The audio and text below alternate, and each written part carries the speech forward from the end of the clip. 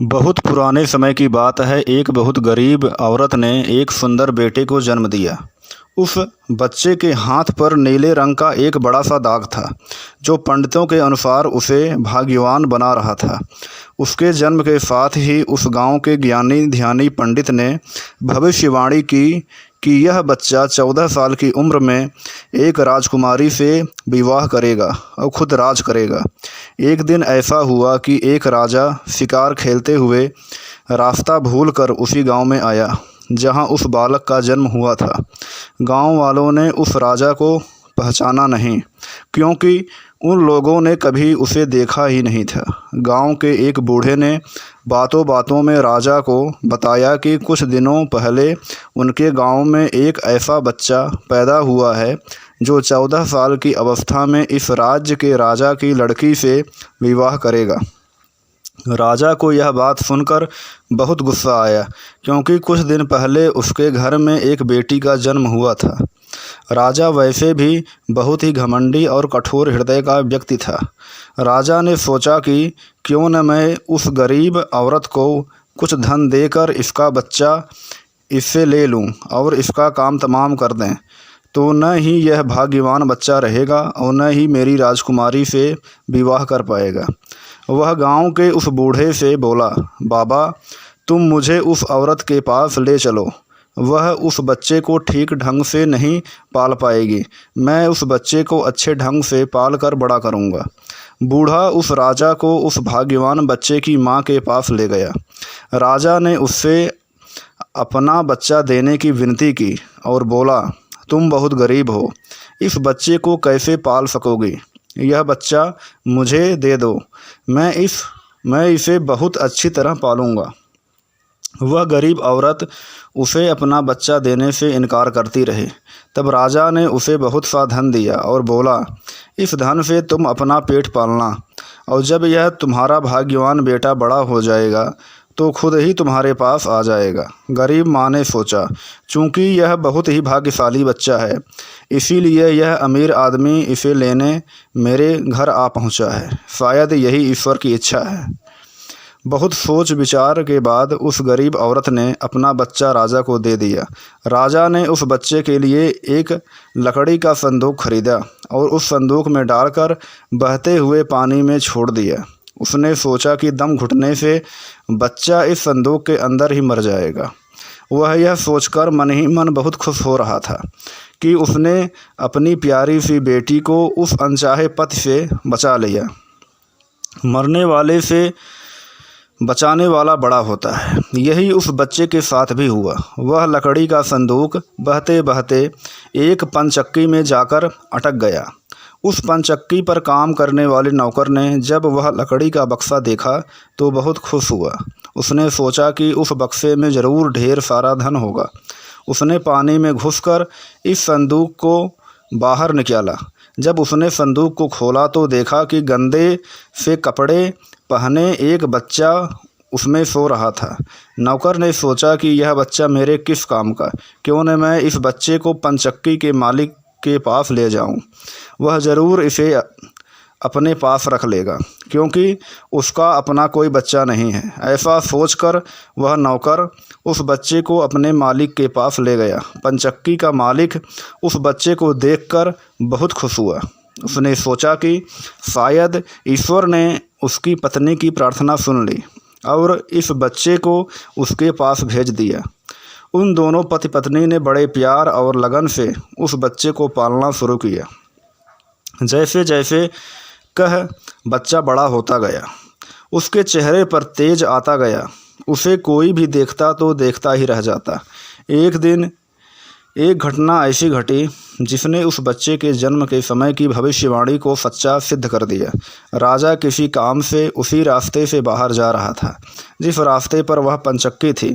रास्ते में अचानक बहुत बड़ा तूफान आ गया, तो राजा को उसी पनचक्की के पास रुकना पड़ा। राजा ने उस सुंदर से युवक को दुकान पर बैठे देखा तो उस पनचक्की के मालिक से पूछा, क्या यह तुम्हारा बेटा है? यह तो बहुत ही सुंदर है। चक्की का मालिक बोला, यह मेरा बेटा ही है, क्योंकि हमने ही इसे पाल पोस कर बड़ा किया है। आज से करीब 14 साल पहले यह बच्चा हमें एक लकड़ी के संदूक में मिला था। राजा को पुरानी बातें एकदम ताज़ा हो गईं।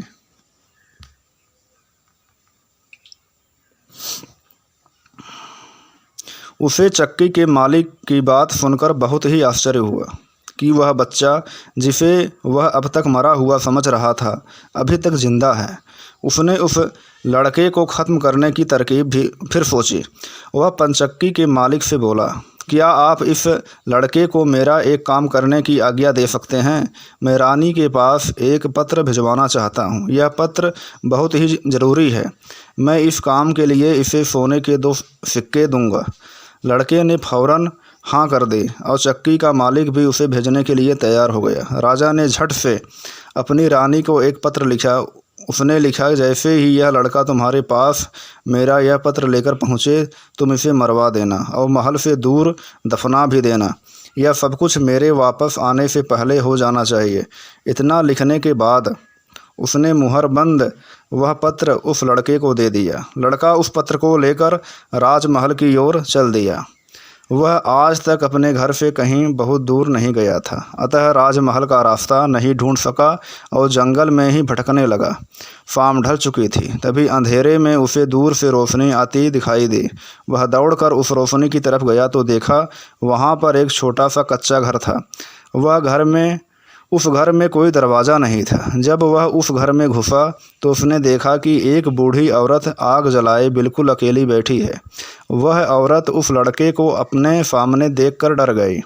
उसने लड़के से पूछा, बेटा तू कहाँ से आ रहा है और तुझे कहाँ जाना है? लड़के ने जवाब दिया, मैं पास के गांव की पंचक्की से आ रहा हूँ और रानी माँ को यह खत देने जा रहा हूँ, पर मैं इस जंगल में अपना रास्ता भूल गया हूँ। रास्ता ढूंढते ढूंढते शाम हो गई।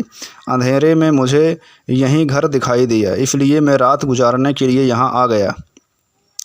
उस बूढ़ी औरत को उस लड़के पर बहुत दया आई, क्योंकि वह डाकुओं के ठहरने की जगह थी और वह बूढ़ी औरत उन डाकुओं की नौकरानी थी। उसे डर था कि अगर डाकुओं ने उसे देख लिया तो उसे मार डालेंगे।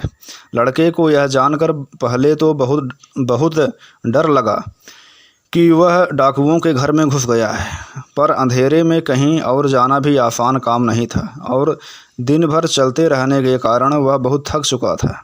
सो उसे बहुत ज़ोरों की नींद आ रही थी। वह उस बुढ़िया के कहने पर घर के एक कोने में चुपचाप ज़मीन पर सो गया।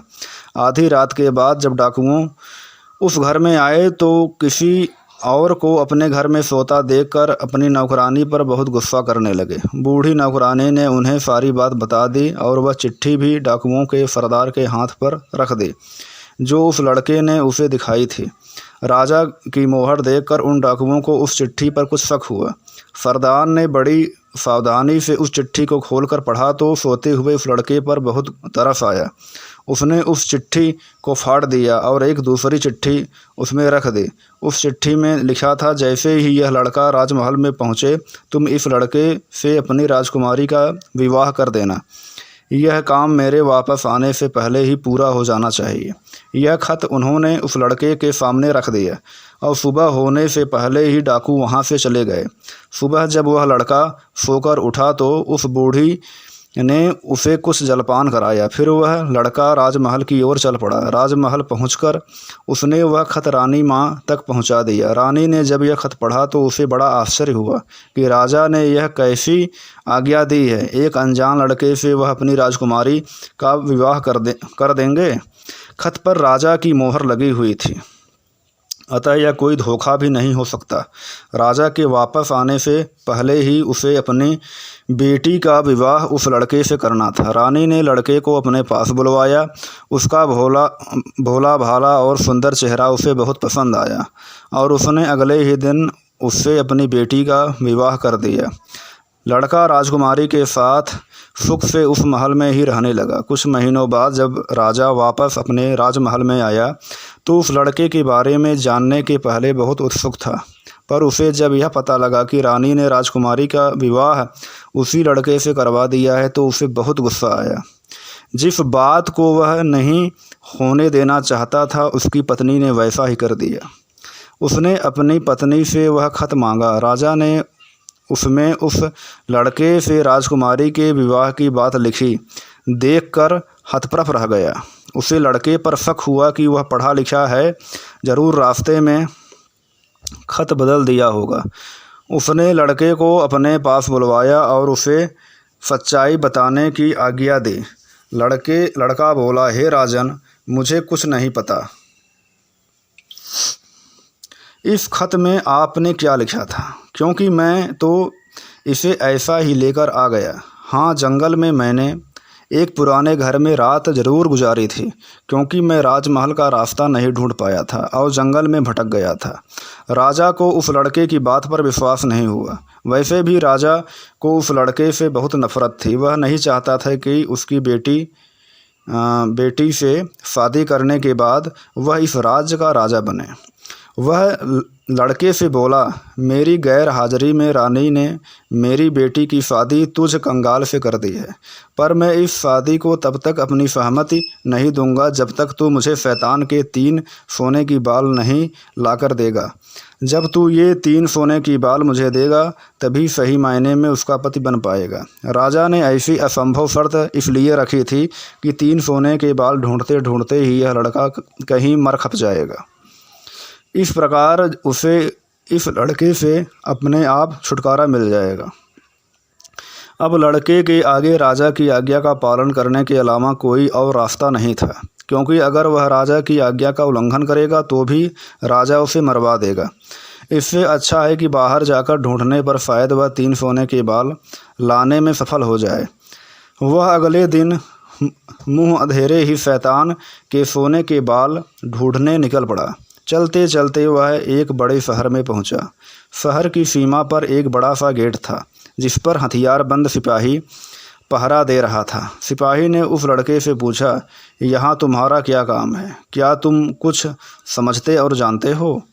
लड़का बोला, मैं सब कुछ समझता और जानता हूँ। सिपाही बोला, अगर तुम सब कुछ जानते हो तो हम पर भी एक मेहरबानी करो। हमें भी बताओ कि शहर की सीमा पर यह जो कुआं है, पहले इससे मीठा पानी निकलता था, पर अब इसमें पानी ही नहीं है, यह सूख गया है, क्यों? लड़का बोला, अभी तुम थोड़ा सब्र करो, जब मैं अपना काम ख़त्म करके वापस आऊँगा तो तुम्हें बताऊँगा। इतना कहकर वह गेट से निकलकर आगे गया। उसके बाद वह दूसरे शहर के बड़े से गेट के पास पहुंचा तो वहां पर भी एक हथियारबंद सिपाही पहरा दे रहा था। उस सिपाही ने भी उस लड़के से पहले वाले सिपाही जैसा सवाल पूछा, तो लड़के ने उसे भी वही जवाब दिया। सिपाही बोला, अगर तुम सब कुछ समझते हो और जानते हो तो कृपा करके मुझे इतना बताओ कि उस शहर की सीमा पर जो सेब का पेड़ लगा है, उसमें पहले सोने के सेब लगते थे, पर अब यह पूरी तरह सूख गया है। अब इसमें पत्तियां भी नहीं लगती, ऐसा क्यों? लड़का बोला, थोड़ा इंतज़ार करो, अपना काम पूरा करके आने पर मैं इसका जवाब तुम्हें बताऊंगा। इतना कहकर वह आगे चल दिया और चलते चलते तीसरे शहर की सीमा पर पहुंचा तो वहां पर एक बड़ी सी नदी थी, जिसमें छोटी सी नाव थी और एक नाविक उस पर बैठा था। नाविक ने उससे पूछा, तुम यहाँ क्यों आए हो और यहाँ के बारे में क्या समझते जानते हो? लड़का बोला, मैं सब कुछ जानता हूँ। नाविक बोला, अगर तुम सब कुछ समझते और जानते हो तो कृपा करके मुझे बताओ कि आने जाने के इस काम से मुझे छुटकारा कैसे मिलेगा? लड़का बोला, इस सवाल का जवाब मेरे पास वापस आने पर मैं आपको ज़रूर बताऊंगा, पर पहले तुम मुझे नदी पार करवाओ। नाविक ने उसे अपनी नाव पर बैठाकर दूसरे किनारे पर छोड़ दिया। जैसे ही वह नदी के दूसरे किनारे पर गया, उसे वहां नीचे की ओर जाने वाला कच्चा और अंधेरा सा रास्ता दिखाई दिया। वह उसी रास्ते पर चल पड़ा। काफ़ी नीचे पहुंचने पर उसे एक बूढ़ी औरत आंगन में बैठी हुई दिखाई पड़ी। जैसे ही उसने उस घर में प्रवेश किया तो उस बूढ़ी औरत ने उससे पूछा, अरे बच्चे, तू कौन है और यहाँ पर क्यों आया है? तुझे पता नहीं यहाँ पर शैतान रहता है?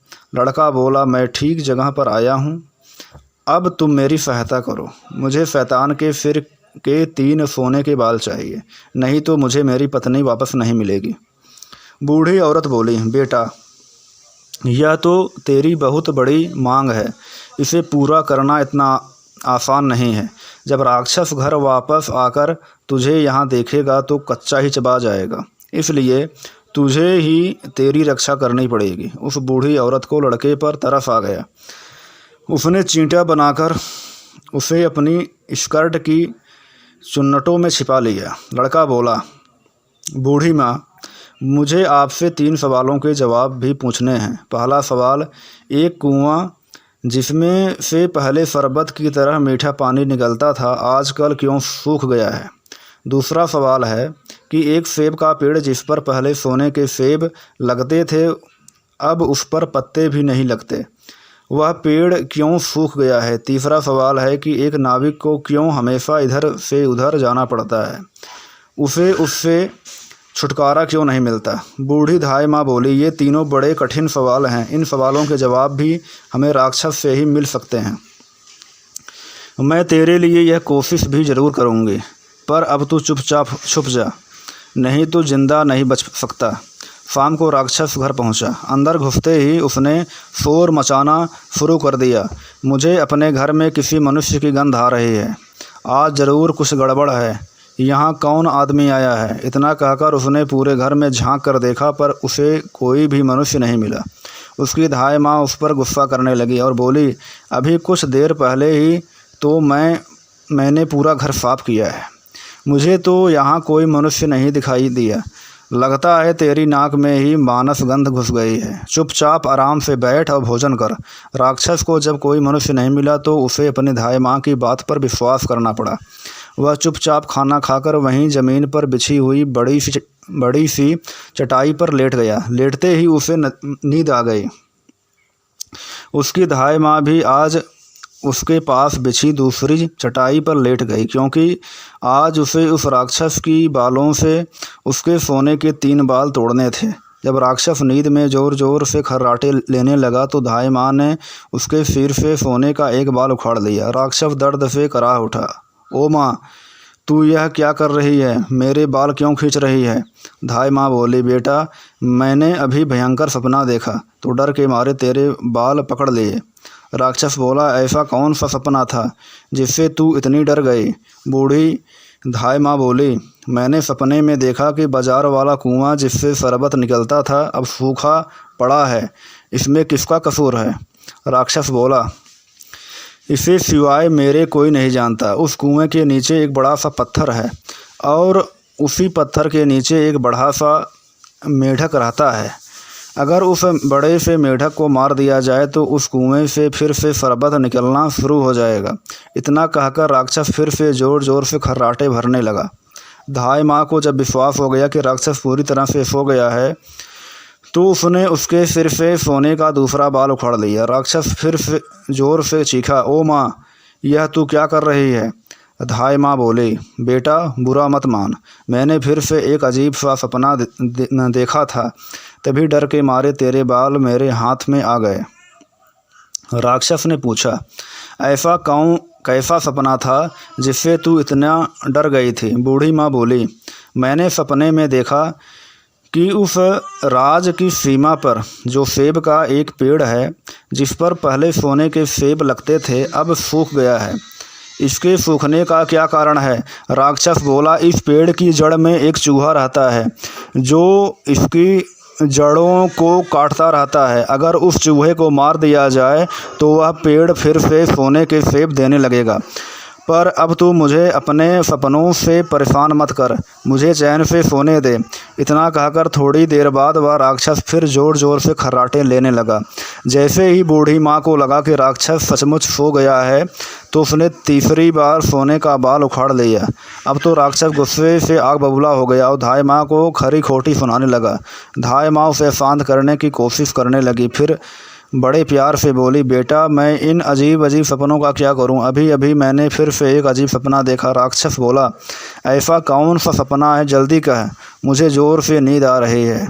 बूढ़ी माँ बोली, मैंने सपने में देखा कि मुझसे एक नाविक शिकायत कर रहा था कि उसे हर समय इधर से उधर जाना पड़ता है, उसे इससे छुटकारा क्यों नहीं मिलता है? इसमें उसका क्या कसूर है? राक्षस बोला, वह नाविक मूर्ख है। जिस दिन वह किसी और आदमी के हाथ में अपना चप्पू दे देगा उसे हर रोज़ के आने जाने से छुटकारा मिल जाएगा। इतना कहकर राक्षस फिर से अपनी चटाई पर लेट गया और खर्राटे लेने लगा। अब धाई माँ ने उस लड़के को अपने स्कर्ट से निकाला और उसे 3 सोने के बाल देकर बोली, अपने तीनों सवालों के जवाब तो तू सुन ही चुका है, अब ये ले 3 बाल और तुरंत यहाँ से भाग जा। लड़के को असली रूप में करने के बाद धाई माँ ने झटपट उसे घर के बाहर निकाल दिया। लड़के ने हृदय से उसका धन्यवाद दिया और अपने ससुर के राज्य की ओर चल पड़ा। रास्ते में उसे फिर वही नाविक को पहरा देते हुए दोनों सिपाही मिले। नाविक ने जब उसे दूसरी ओर उतारा तो वह लड़का बोला, तुम अपना यह चप्पू किसी और के हाथ में दे देना, तभी तुम्हें इस रोज़ के आने जाने से छुटकारा मिल जाएगा। जब सिपाही को उसने उसके प्रश्न का उत्तर बताया तो उसने बहुत सा धन एक गधे पर लाद कर उस लड़के को इनाम के रूप में दिया। वह उस धन से लदे हुए गधे को लेकर जब पहले सिपाही के पास पहुंचा तो उसे भी उसके प्रश्न का उत्तर बताया। उस सिपाही ने भी बहुत सा धन एक गधे पर लाद कर उसको इनाम दिया। अब वह सोने के 3 बाल और 2 गधों पर ढेर सारा धन लेकर अपने ससुर के पास पहुंचा तो उसे देखकर राजा हैरान हो गया। तीनों बाल और धन से भरे हुए 2 गधों को देखकर राजा ने उससे पूछा, तुम्हें यह इतना ढेर सारा धन कहाँ से मिला? लड़का बोला, मैं नदी के उस पार गया था, वहाँ मुझे बहुत सारा धन मिला, उसमें से कुछ धन मैं अपने साथ ले आया। राजा को लालच आ गया। वह लड़के से बोला, क्या मैं भी नदी के उस पार से तुम्हारी तरह कुछ धन ला सकता हूँ? लड़का बोला, क्यों नहीं। उस नदी में नाव पर एक नाविक बैठा है और जो अपनी नाव से आपको उस पार ले जाएगा, पर आप उसका चप्पू उससे लेकर नाव को खुद चलाएंगे तो नदी की दूसरी ओर पहुंचकर ढेर सारा धन ले आएंगे। लालची राजा इतना सुनकर नदी की उस ओर चल पड़ा। वहां सचमुच ही एक छोटी सी नाव पर एक नाविक बैठा था। राजा उस नाविक के पास गया और उसके हाथ से उसका चप्पू लेकर खुद नाव चलाने लगा। अब वह नाविक को रोज़ के आने जाने से छुटकारा मिल गया और राजा को उस नाविक की जगह पर हर समय नाव पर इधर से उधर जाने की सज़ा मिली। तो दोस्तों, यह कहानी आपको कैसा लगा? आप कमेंट के माध्यम से इसको बताएं एंड चैनल को सब्सक्राइब करें। धन्यवाद।